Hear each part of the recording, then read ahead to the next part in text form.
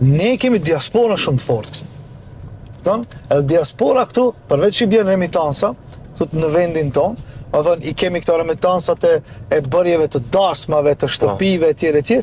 Ne mundemi ato të shfrytëzojmë edhe në hallën e teknologjisë, sepse ato të gjithë gjenerata e dytë e diasporës, ja, Tetov ose ku doni shkoni, janë djemë dhe vajza të cilët mbarojnë fakultet dhe hynë bashkë në biznes.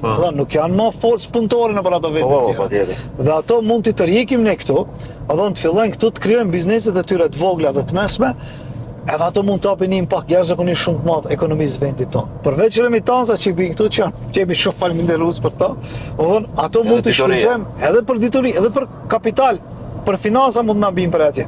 Edhe ne mund fillojmë dhe funksionojmë këtu. Ne kemi raste të mira, edhe në Tetov, edhe në Shkup kemi raste jashtëzakonisht të mira të këtyre kompanive që bashkëpunojnë me ta.